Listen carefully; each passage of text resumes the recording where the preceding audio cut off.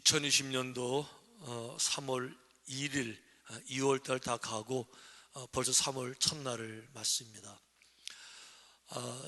2019년도 작년이죠. 2019년도 3월 1일은 3.1 운동의 100주년 되는 날이었어요. 1919년도 3월 1일이 3.1절이었으니까 작년은 100주년, 올해는 101주년을 맞습니다. 자, 3.1절 날 모여서 만세운동을 시작했던 독립운동에 힘을 냈던 그 이유가 왜 그런가 하면 본래 계획은 3월 1일이 아니고 3월 3일 날 하려고 그랬었어요. 당시 1919년 상황은 우리 한국의 그 내각의 총리였던 국무총리죠. 이완용 씨가 있었고, 그 다음에 우리 한국 총독부 총책임자 통감이었던 데라우치가 있었는데, 일본 정부를 대표한 데라우치하고 한국의 국무총리니까 한국을 대표한 이완용이 한일 합방, 두 나라가 합합니다라고 하는 조약서에 사인, 서명을 이미 한 상태였습니다. 이거는 국가 대 국가의 일이었기 때문에 외교적으로는, 전 세계적으로는 이미 한국은 일본과 하나가 된 상태였어요. 한국은 이미 국호도 이제 나라가 사라진 이런 상태였기 때문에, 그래서 많은 그 애국지사들이 자결한 사람들도 있었고 또 독립운동한 사람들도 있었고, 이러는 가운데서 이제 이 3.1 운동이 시작이 된 건데, 본래는 3월 1일 날 할 계획이 아니었고 3월 3일 날 할 계획이었습니다. 왜냐하면 고종 황제가 돌아가신 날이 3월 3일이었어요. 우리 한국 사람들이 일반의 천왕이 우리의 왕이 아니다, 우리에게도 왕이 있었다, 고종 황제가 우리의 왕이다, 이래서 고종 황제 돌아가신 3월 3일을 기획했는데 3월 3일이 하필이면 월요일이었어요. 자, 지금은 뭐 월요일 그렇게 할지라도 뭐 전국에서 버스 타고 뭐 자기 차 타고 또 열차 타고 서울로 모일 수가 있는데, 당시 1919년 상황은 월요일 날 서울에 모일 수가 없었습니다. 기차 없었고요, 고속버스 없었고 자기 차 없는 거예요.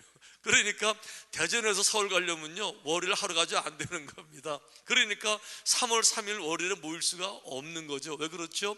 대부분 오는 사람들이 기독교인들인데 또 주일은 목숨 걸고 지키는 사람들이 주일 빼먹고 모일 수 없잖아요. 그러니까 3월 3일은 안 되고, 거기다 주일 3월 2일도 안 되고, 그럴 바에는 토요일 날 3월 1일 모이자, 이래가지고 3월 1일 모이게 된 거예요. 아시는 것처럼 3월 1일 날 모여있는데 대부분은 우리 기독교인들이 앞장서서 이 일을 진행했고요. 이상재, 윤봉길, 안중근, 유관순, 뭐 다 아시는 뭐 이준 열사, 남궁옥 선생님, 주기철 목사님 등등 우리 기독교가 앞장서서 이 민족을 살려내는 이 일에 최선을 다했어요. 당연히 일본 사람들에게는 눈의 가시였죠. 그래서 교회가 핍박을 당하게 됐는데, 그 중에 하나, 이제 상징적으로 제합리 같은 교회, 제합리 그 동네에 모든 교인들은 교회로 모이시오 그렇게 하니까 당연히 교인들은 뭐 목숨 걸고 모이는 거죠. 교회에 다 모였어요. 어른들, 아이들, 노인들 다 교회에 모였더니 밖에서 송판으로 못 박아서 밖에 못 나오게 하고 석유 뿌려서 불 지르고 다 태워버렸잖아요. 이래서 그 건강한 사람들이 그 교회 안에서 다 죽는, 이게 비밀을 감춰줄 줄 알았지만, 그 당시 캐나다 선교사였던 프랭크 스코필드, 우리말로는 그 유명한 서코필 선교사예요. 이분이, 이 스코필드 선교사님이 사진 찍어서 전 세계에 알리면서 그 일제 만행이 다 드러나고, 그러니까 일본 사람들에게는 우리 기독교인들이 아주 눈의 가시인 거예요. 우리 기독교들은 목숨 걸고 하간 나라와 민족을 위해서. 근데 사실 여러분, 기독교인들이 이 민족을 위해서 싸웠던 것은 어떤 점에서는 당연한 겁니다. 왜 그런가 하면 우리가 알다시피 기독교, 우리는 항상 본분을 중요하게 생각하잖아요. 책임을 중요하게 생각하고 의미를 늘 생각하잖아요. 그런데 기독교인으로서 나라가 망하든 말든, 민족이 다 죽든 말든 나 하나 잘 산다, 이거는 기독교하고는 안 맞는 거지요. 사실 여러분, 우리만 그렇게 한 것이 아니고 성경의 모든 이야기가 다 애국, 어떤 관점에서 보게 되면 다 자기들 나라 애국하는 이야기거든요. 모세 오경만 해도요, 창세기, 출애굽기, 민수기, 신명기, 여호수아, 모세 오경만 하더라도 우리가 볼 때 거기서 신앙적인 교훈을 찾지만 이스라엘 사람들 이야기를 볼 것 같으면요, 애국운동이에요. 자기들 나라 민족이 애굽에서 노예였을 때에 민족을 살려내는 거죠. 애굽에서 다른 나라에서 민족을 찾아내서 자유를 찾아서 광야를 다 거치면서 결국은 나라 독립을 이뤄내는 것, 자기들을 관점에서 보게 독립운동, 애국운동이잖아요. 어쨌든 기독교인들은 늘 본분을 생각하기 때문에 우리의 피의 조상, 아버지의 나라, 우리 민족, 이웃들에 대해서 남의 일로 바라볼 수가 없으니까 당연히 뛰어들어서 나라 사랑할 책임을 감당하게 되는 거죠. 오늘 본문도 마찬가지입니다.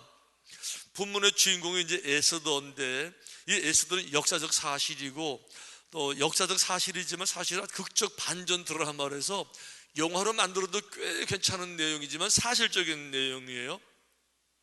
아시는 것처럼 이스라엘 나라가 패역해서 온 나라가 멸망을 당하고 바벨론 포로로 이제 다 끌려가게 되잖아요. 70년이 지나면서 에스라, 느헤미야를 통해서 많은 사람들이 다시 고국으로 돌아와서 이스라엘을 재건해냅니다. 그런데 모두가 다 돌아온 게 아니고요, 그 땅에 남아있는 사람들이 있었어요. 근데 남아있는 사람들이 있었는데 그 당시 바벨론이었었는데 바벨론이 멸망이 되고 그 나라가 페르시아로 바뀌어지게 되는 겁니다. 그 페르시아 상황에서 벌어지는 거예요. 그 페르시아의 총리가 하만이라는 사람이 총리가 됐는데 이 사람이 이스라엘 백성들에 대해서 아주 악한 감정을 가지고 있어요. 그래서 이스라엘 사람들, 유대인들 민족 말살을 시키려고 모두 다 죽이려고 하는 계획을 세워서 왕의 허락을 받아가지고 이미 왕의 조서에 사인까지 받았습니다. 이제는 실행만 남아있는 이런 상황이에요. 그러다 보니까 그 페르시아에 있는 많은 유대인들이 이제는 목숨이 풍전등하잖아요. 그 모든 사람들이 나라와 민족을 걱정하고 민족을 생각하는데 그 중에 한 사람, 모르드게라는 사람이 있었어요. 이분이 이제 생활하는 가운데 성경에 보니까 자기의 삼촌의 딸 중에 에스더란 그 소녀 아이가 있는데 삼촌 부모가 빨리 죽어버렸어요. 어떤 사람은 모르드게가 에스더의 삼촌인 줄 알더라고요. 그거 아니고, 성경 읽어보세요. 그거 아니고 모르드게에게 삼촌의 딸이에요. 그러니까 자기들끼리는 사촌지간입니다. 자, 사촌지간인데 나이 차이가 많아가지고 부모 같은 사촌 오빠예요.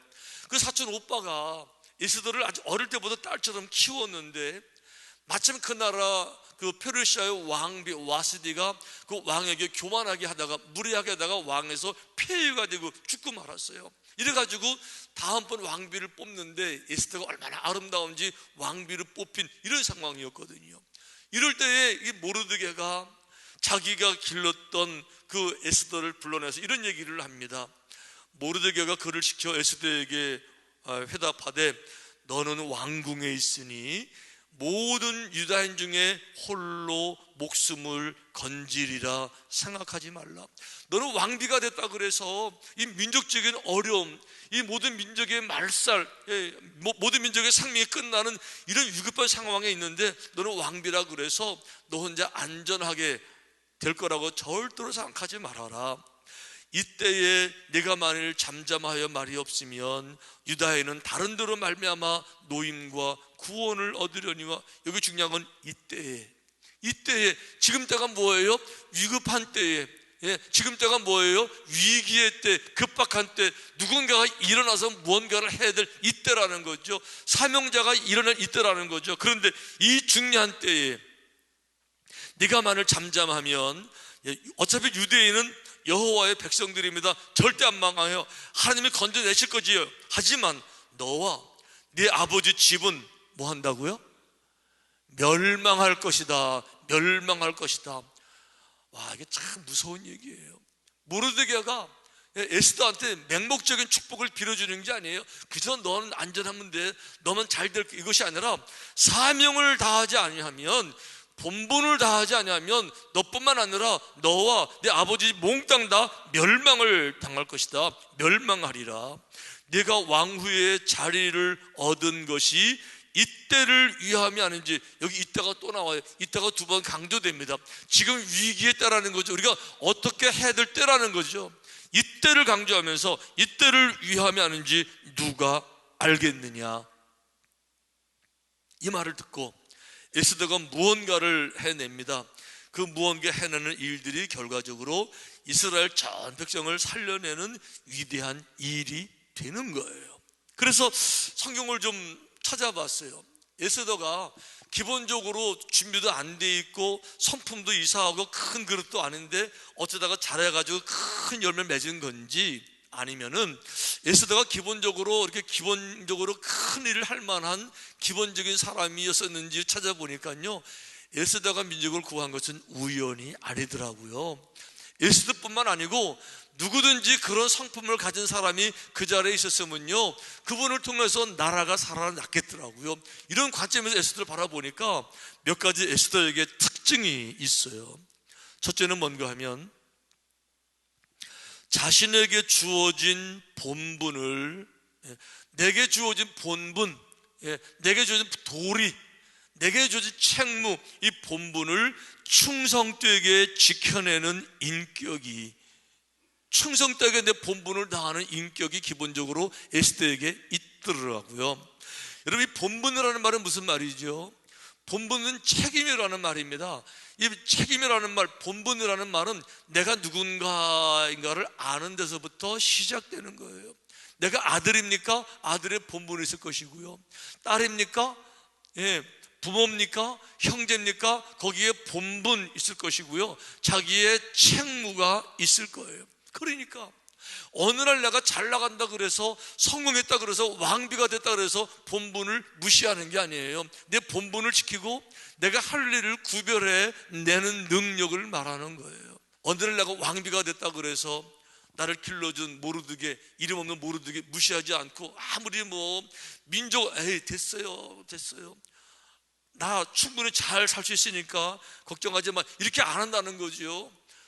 나를 길러준 모르드게 늙어서 힘없는 노인 됐을지라도 그분의 말을 경청해서 듣고 존중해서 듣고 그 마음으로부터 중요하게 생각하고 여전히 그분을 존경하고 그분의 말이라 그러면 함부로 건너가지 아니하고 마음에 되새기고, 이 관계, 본분을 다하는 지혜, 이게 절대 쉽지 않아요. 왜 그런가 하면 쉽지 않은 이야기 성경에 나와요. 아브라함이 길렀던 롯도 같은 케이스죠. 롯은 아브라함이 자기의 큰아버지입니다. 근데 우리 아버지가 돌아가셨어요. 큰아버지가 나를 거두어서 어릴 때부터 아들로 길러주셨잖아요. 큰아버지 다 늙으셔서 100세 가까이 되셨어요. 그런 큰아버지가 어느 날 나도 커서 내 이제 양도 재산이 많아지니까 이제 우물, 땅, 풀 이런 걸로 갈등이 많아지니까 이걸 해결해야 되는데 큰아버지가 하나 불러서, 얘야, 우리 가족이 아니냐, 그러면서 이 좋은 땅, 이쪽에 좋은 땅이 있고 이쪽에 나쁜 땅이 있는데 내가 이쪽 가면 내가 이쪽 갈 테니까 내가 먼저 골라가지고 가라. 본분을 다한다 그러면 어떤 걸 선택을 해야 되는 건가요? 당연히 본분을 다한다 그러면, 인간됨의 본분을 아는 사람이라 그러면, 인간됨의 은혜를 아는 사람이라 그러면, 인간됨의 감사를 아는 사람이라 그러면, 내가 누군지를 아는 사람이라 그러면 어떤 선택을 해야 되겠어요? 하지만 롯은 본분을 다하는 선택을 하지 않았다는 거죠. 자기 입장을 먼저 강조했고 자기 이득을 먼저 생각했고 결과적으로 좋은 땅 골라가지고 갔는데 어떻게 됩니까? 나중에 유황불로 끝나버리고 마는 거죠. 본분, 여러분들에게 있어서 본분은 무엇입니까? 잘 나간다고 그래서, 바쁘다고 그래서 팽개쳤던 그런 본분은 없으셨어요? 아니요. 어떤 상황이 돼도 기본적 본분을 지키는 것, 관계를 중요하게 여기는 것, 에스더에게는 그런 성품이 있더라는 거죠. 두 번째는 에스더에게 하나님을 정말 믿는, 하나님을 철저하게 신뢰하는 그런 믿음을 에스더가 가진 거예요. 자, 이제 에스더가 삼촌 아니죠, 사촌 오빠에게 내가 해결해 볼게요라고 얘기를 했는데 그 방법이 뭐냐?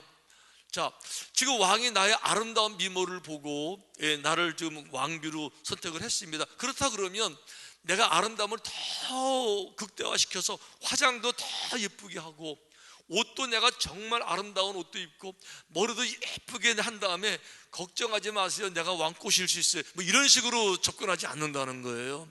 대신 이렇게 합니다. 그 사촌 오빠 모르드게 이런 얘기를 해요. 당신은 가서 수산에 있는 유다인을 다 모으고 나를 위하여 금식하되, 유다인들을 다 모아서 금식하되 밤낮 3일을 먹지도 말고 마시지도 말고 금식하며 기도해 달라는 거죠. 이 에스더는요, 기도의 능력을 믿었어요. 에스더는요, 기도를 들으시는, 기도를 보고 계시는 하나님이 정말 계시다는 것을 에스더는 확실히 아는 거예요. 그러니까 나도 나의 시녀와 더불어 이렇게 금식한 후에 규례를 어기고 왕에게 나아가리니 죽으면 죽으리이다. 여기 규례라는 게 있죠. 옛날에 그 왕권을 가진 옛날 왕의 그런 막강한 권력자들은요, 자신의 권력을 유지하기 위해서 아주 공포정치, 아주 왕권은 신의 정치니까, 그래서 규례가 뭔가 하면 왕이 부르기 전에 자기가 왕을 뵈러 나가는 건 규례에 어긋나는 거죠. 이게 죽는 거예요. 그런데 만약에 왕이 안 불렀는데 누가 왕을 찾아오잖아요. 왕의 얘기를 들어보고 이건 내가 안 불렀지만 올만한 이야기다, 그러면 살아나지만 아니면 죽는 거거든요. 그러니까 가면 나가지를 못하는 게 규례인 거예요. 근데 왕이 에스더를 지금 안 부른 지가 오래됐어요 벌써. 이 에스더가 나갈 수가 없잖아요.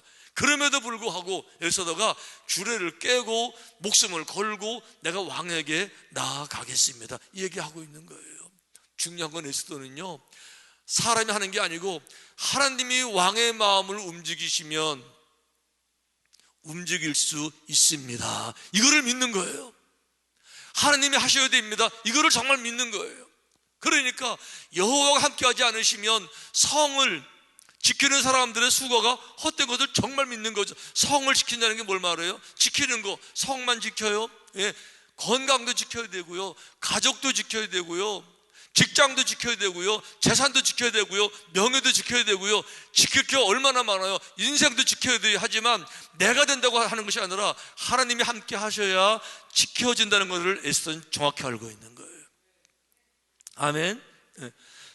하나님이 함께 하셔야 성을 세울 때도 열매가 맺는 거지, 그분이 함께하지 않으시면 내가 아무리 집을 세우려고 해도요, 집을 세울 때 집만 세워요? 꿈도 세우고 인생의 목표도 세우고 성공도 승리도 얼마나 많은 계획들을 세워요. 하지만 아무리 내가 세워도 하나님이 함께하지 않으시면 아무것도 아닌 것을 에스더는 정확히 알 수 있는 거예요. 아멘.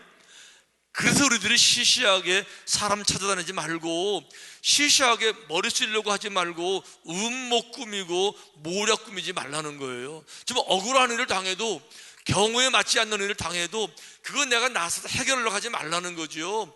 하나님이 다 알고 계시고 보고 계시기 때문에 결과적으로 선의 최후 승리, 의의 최후 승리를 주님이 주실 거기 때문에 그때를 믿고 묵묵하게 믿음을 지키고 기도하면서 말씀 가운데 거하는 것이 훨씬 더 중요한 줄로 믿습니다. 에스더는 그런 사람이었다는 거죠. 그러니까 하나님을 믿는데 그냥 믿는 게 아니고요, 정말 철저하게 하나님의 간섭하심을, 그분의 개입하심을, 그분의 주권을 정말 에스더는 믿었다는 거죠. 세 번째는 에스더에게 하나님이 주신 사명, 하나님이 내게 주신 책무, 이것을 위해서 생명도 드릴 수 있는 결단이, 정말 내가 거룩한 일을 위해서 부귀영화, 인생에 쌓았던 많은 거 있지만 이것보다도 가장 중요한 이것을 위해서 이 모든 것들을 쏟아부을 준비. 그러니까 이렇게 말했죠. 이렇게 금식한 후에 규례를 어기고 왕에게 나아가리니 죽으면 죽으리이다. 여기서 죽으면 죽으리다, 이 말은 단순하게 내 한 목숨 끝난다는 것이 아니죠. 현재 내가 가지고 있는 어마어마한 왕권, 왕비의 자리, 모든 사람이 그토록 추구했던 수많은 물질력이 다 있고요, 수많은 행복력이 다 있고요, 수많은 권력이 다 있고요, 어마어마한 상상하지 못했던 놀라운 축복들이 여기 다 있는데 이거 모두 묻어와서, 모두 가지고 와서 가장 중요한 일을 위해서 던질 수 있으면, 이 얘기하고 있는 게 지금이요. 성경에 그런 얘기 있죠. 누구든지 자기를 위해서 살고자 하면 죽을 것이고 죽고자 하면 살 것이다. 무슨 얘기죠? 죽을 정도로 목숨 걸고 덤비면 모든 걸 다 이뤄낸다는 거예요. 그런데 죽을까 봐 겁내는 사람들은 결국 아무것도 이루지 못하기 때문에 결국 죽고 만다는 거죠. 갈라디아서 6장 7절에 아주 중요한 말씀이 이렇게 소개되어 있어요. 스스로 속이지 말라. 왜 스스로 속이지 말라고 말씀하셨을까요? 스스로 속이는 사람들이 많기 때문에, 스스로 속는 사람들이 많으니까 스스로 속이지 말아라.